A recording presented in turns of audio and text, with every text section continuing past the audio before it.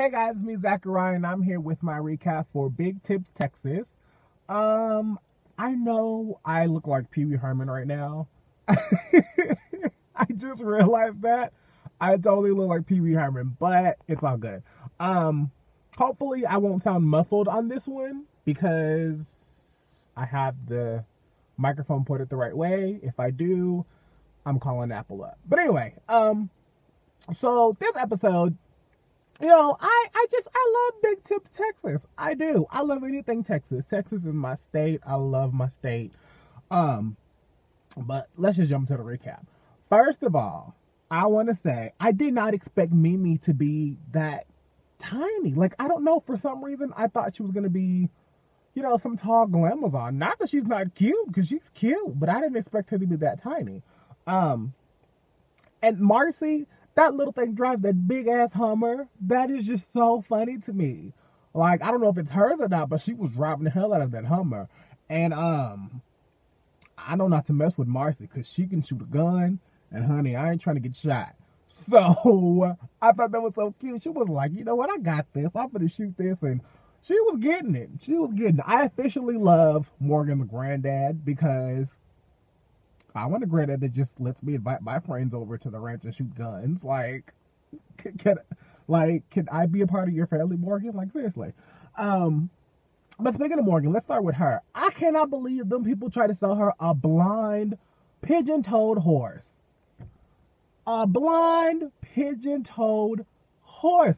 I didn't know horses could be pigeon-toed. Like, I had to wrap my head around that. It really sucks that they tried to do that to her. But Morgan, if you're watching, my boyfriend told me that in Bowie, every first of the month, they sell horses and animals or whatever else. I don't know if there's barrel horses, but just to give you that piece of information, just to let you know, maybe check that out if you haven't found a horse already. But, you know what? It is always good. I'm glad that Kristen and Morgan have those supportive boyfriends. It's always good to have a good man behind you. It really is. So I'm glad that their boyfriends support them in everything that they do. Now, I like Tiffany. Now, what I'm about to say, she may be mad at me, but Tiffany, that was a little shady of you to bring all the girls in there and announce the new marketing coordinator when everybody knows that Kristen applied for that position. I think that was a little shady. I think she may have did it to get back at her for going over her head, but it has to be like that sometimes. Sometimes you gotta go over people's head to get stuff done. I still like Morgan. I mean, not Morgan, Tiffany, but that was shady, Tiffany. Shady, shady, shady. But you know what? Glad Kristen didn't get too down about it. She was a little upset. She was a little mad. But I'm glad she didn't get too down about it. Now, I think the whole thing at the lake with the bathing suits was a little uncalled for. I didn't really think that it was that big of a deal. But again, I don't work for Redneck Heaven. So I don't know. To me, it didn't seem like that big of a deal to wear the bathing suits. Now I could see if she was like, telling people, oh, this is my brand and go buy this. I could totally understand that. But I don't know. I didn't think it was that big of a deal. Especially if they weren't given Redneck Heaven's bathing suits. I don't see that being a problem. That's just my opinion. What else? Mimi, you know what? I feel so bad for Mimi because this whole thing got blown out of proportion. I don't think that I didn't see where she was saying she wanted to sleep with Chad. I saw where she said he was cute. She was staring a little bit. I'll admit that. She was looking hard. I mean, real hard. But I don't see where she was trying to sleep with him. So I really think it got blown out of proportion. And I really hate that it even got to the point where Jillian and her were fighting. Amber was just there in that fight. She was just there, drunk.